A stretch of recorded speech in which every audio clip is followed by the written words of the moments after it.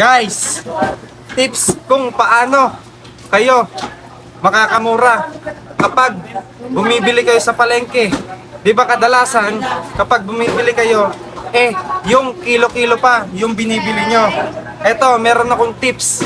Kung kaunti lang naman ang bibili nyo, yung mga pangrekado at mga pangunahing mga ginagawa ay ganito lamang ang bibili nyo. Meron ako ditong mga balot ng sibuyas. Ganito yung bibili nyo para makamura kayo. Yung ganito sa palengke, kung minsan ay 25 o kaya 20. Yung ganito naman ay kamatis. Meron po tayong ganito, 4 na piraso ay makakabili na kayo sa halagang 10 piso. At yung mga kalamansing balot, kumbaga mas mura siya sa kilo-kilo. Yung ganito ay 10 piso lamang.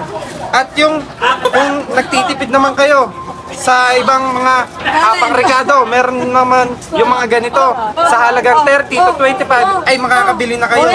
Sa mga balot-balot na ganito ay mas makakamura kayo.